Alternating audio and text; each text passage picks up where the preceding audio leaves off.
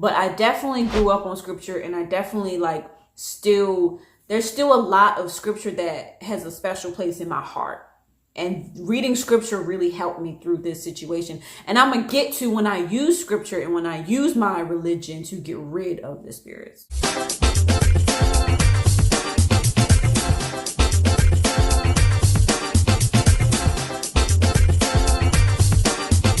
That was one of them. And then I had another scary experience. The sleep paralysis within itself was it was too much. It was like constant. It was just too much. And I forgot. There was an experience where one of his kids saw a demonic spirit standing outside of the window, looking at him. And you know what they say, kids are intuitive and they can see into the other realm. My ex-boyfriend had called me into the room. And then I said a scripture. I can't remember what scripture was I said. And then his son was like, "It's gone. Just like that. It's gone. It's not there anymore." Right after I said this Bible verse. And I was like, what the F did I just experience? When I went back in that room, I was like, did I just get rid of a demonic spirit? So the sleep paralysis experience, I had a lot of those. And there was one that was really scary to the point where I was like, I've had enough. So I was sleeping in his kid's room because it was when we broke up, but I still needed a place to stay, and we was like intimate friends with benefits kind of thing. I explained this in another video, right? And I was in the room by myself, and I was under sleep paralysis, and I just knew, like subconsciously, like I knew there was something in the room. And lo and behold, I was under sleep paralysis. I could not move, and I saw, disclaimer, it's gonna be scary, I saw a black figure run across the room. I kid you not. And I get anxious. I'm so glad that it's daylight and it's bright in this room with me talking about this, because I was on a sleep paralysis and I saw a spirit. Like, it was black. It was a shadow, and I saw it run across the room.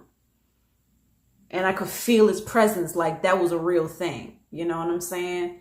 And while I was under the sleep paralysis, I was saying to myself in the dream, like I said, go, yes, please leave, like, because it was going towards the door out of the room. And then I woke up from that and I was like, oh, hell no. And I went in my ex's room and I'm like, yo, I saw some in your kid's room. Can I sleep in here? I ain't playing. Better get that thing about him. And his weird was getting excited and went into the room so that he can interact with the demon. I don't know. I didn't stick around to find out. I went in the other room. He spent quite a bit of time in that room. I don't know what the fuck he was doing. He was weird. He would always say things like he wanted to see spirits. He was desperate to see spirits, desperate to see demons. He was like, I want to see demons so bad. I want to see demons so bad. People say they're ugly and I just really want to see it so bad. I want to work with spirits. I want to talk to spirits. He was like obsessed. And it was just weird. Like, why do you care this much? And I'm thank God I wrote everything down from this experience, because it's so much that happened that when I glanced down, I'm like, oh yeah, okay, I gotta talk about that, because it was so much that happened. It was just weird. It was just all these types of dreams that I've honestly never had before, y'all. Like, this was next level that I never experienced before. And I also have to talk about the experience where he was kneeling on the floor, acting as if he was being attacked by a demon. And I was like, is this even real? Because he was getting on the floor, covering his hands with his head, like kneeling on the floor, like this, being like, acting like he was being attacked by a demon.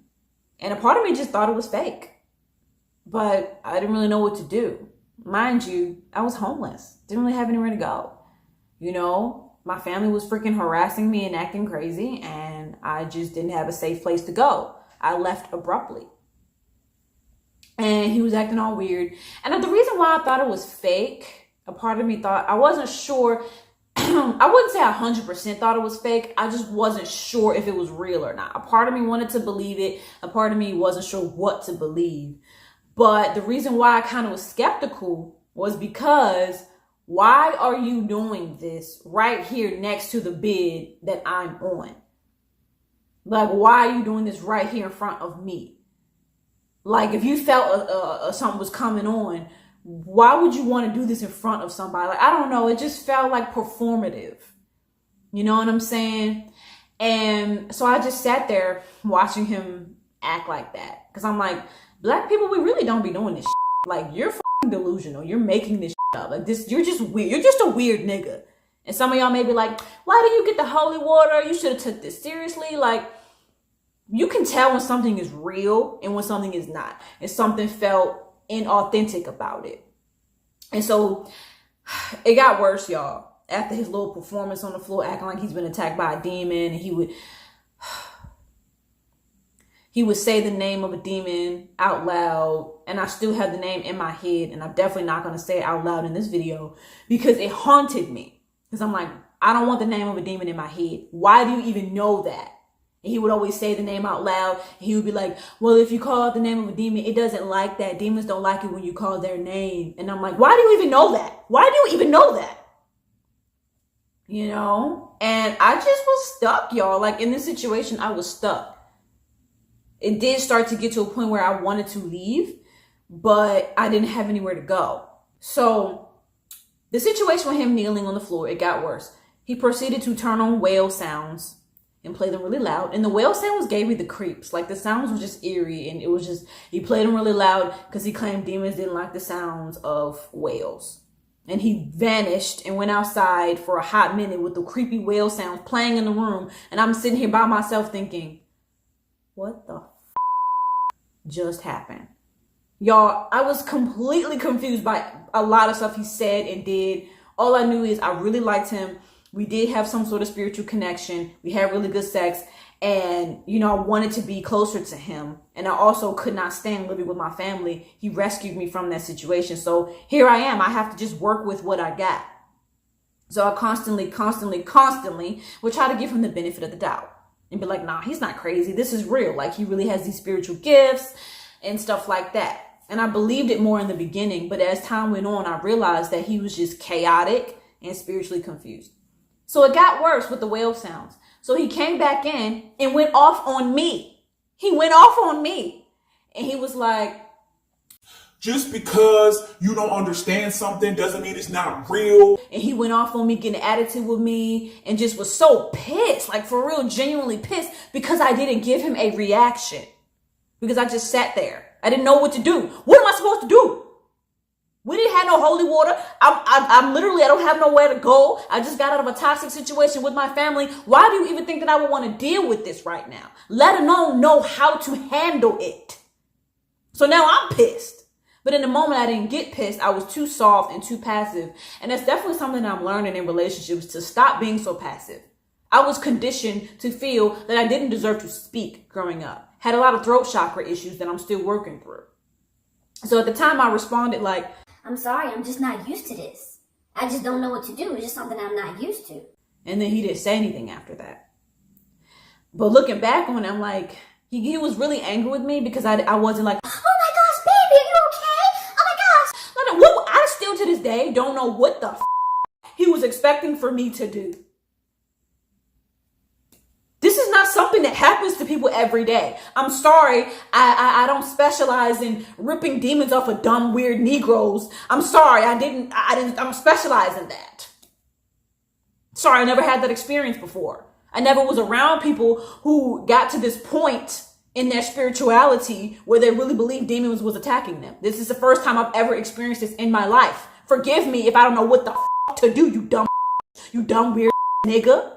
I'm going to end up probably having to make a part 2 to this, because there was an experience that we had with an incubus and a succubus, thanks to him, of course, because he liked to go to voodoo people and put spirits on him. And it honestly seems to get weirder and worse as I speak about it, to the point where it's like low-key embarrassing that I even dealt with this nigga. But I honestly didn't really know what else to do. Like, I was in a stuck situation. And it's just kind of weird that you would have all these experiences.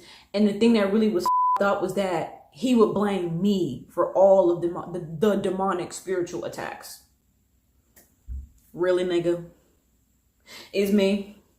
Between the two of us, y'all. Let's just be realistic here. Let's just be logical. You have one female, right? Reads the Bible. She does not deal with demonic spirits. She doesn't like being around people who deal with demonic spirits. Then you have one person that talks about how he knows the name. He actually has said the name of a demon multiple times, talks about demons constantly, says that he had a previous experience with demons living in his other home, channeling through his niece, all of that. But it's the Christian girl. And he went to his baby mom's apartment. It turns out he was experiencing it there too. Talking on the phone with me. Like, yeah, I had a spooky experience last night. And da-da-da-da. While he's at his baby mom's, babysitting the kids or whatever. And so we both came to the conclusion that clearly it's not Sydney because it's following you. It's following him. And so we were sitting down. I said, so why did you blame me? Like, why was your immediate reaction to put the blame on me for the demonic nightmares and stuff? And he said, y'all, because it's easier to blame somebody else. That's what he said to me. That was his response, because it's easier to blame somebody else. He just sat there like he didn't even care. There was a whole lot of stuff going on in that situation where I really just felt like he didn't care about me at all. And he proved that in many, many different ways.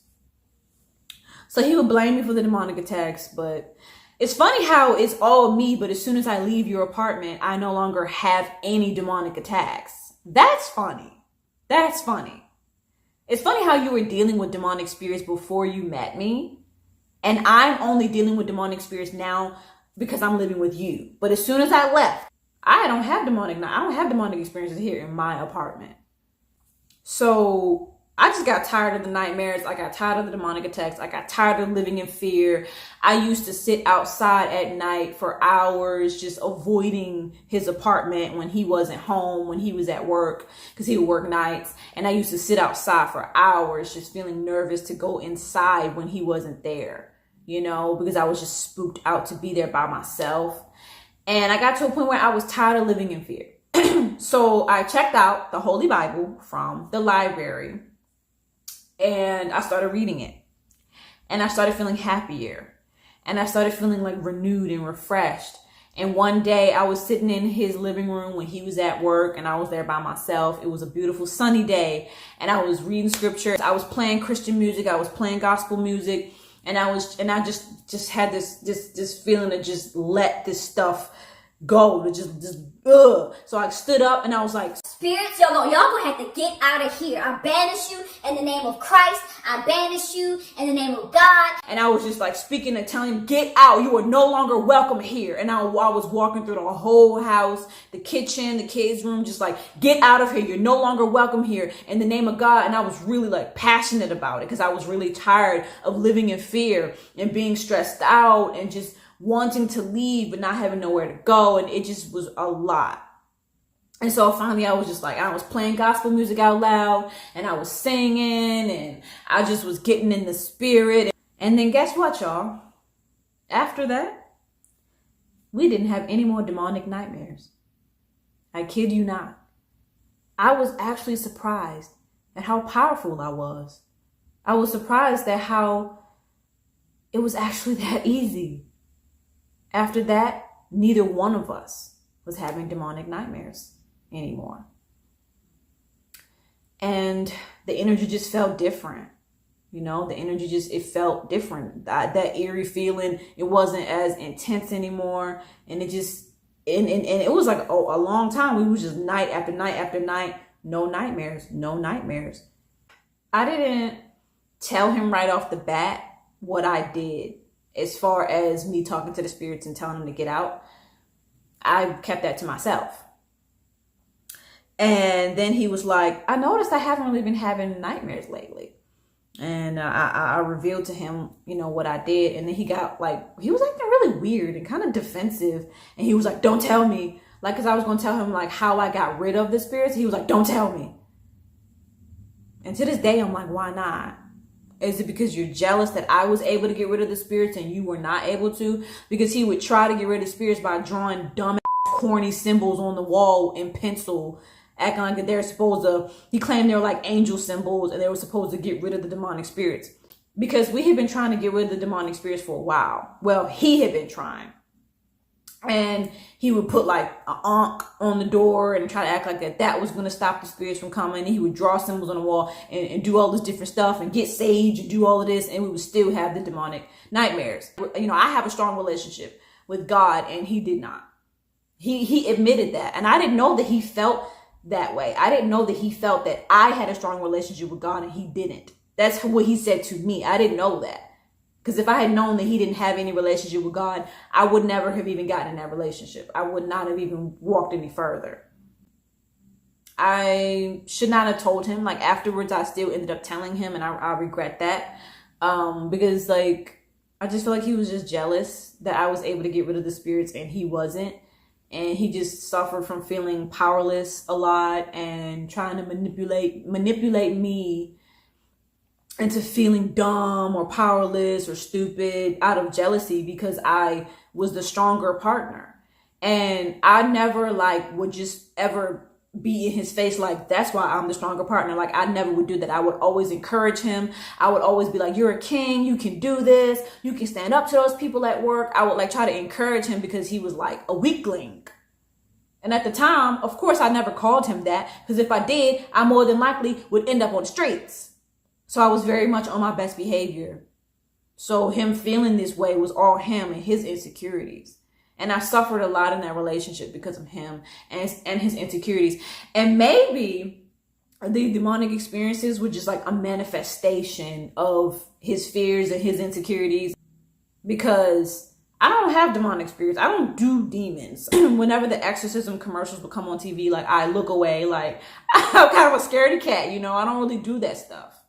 So of course I'm going to be the one that's going to get rid of them because I don't do demons. And I told the demons, y'all don't scare me. You're not above me. At first I was scared, but then once I started reading scripture and getting more in with my power, I realized that I had dominion over them and that they were only there because I allowed them to be there. So I just stepped into my power and I got rid of them. And so now I'm not as scared of demonic spirits. Of course, I still have my anxiety because I just always suffer from really bad anxiety, but I'm just not as scared. And I know that if I were to interact with a demon, that I have the power to get rid of it. So it's all good. So give this video a thumbs up, okay? And share it and subscribe. Subscribe, okay? If you don't feel a need to subscribe to me and you have an account on YouTube and you can just hit that subscribe button, I'm going to pray for you because you have issues. Because I'm sexy. Okay, so I love y'all. Love yourself. Love life. Talk back to them demons. Stop living in fear. Don't date niggas who do weird spiritual shit. Love yourself. Peace out. Bye.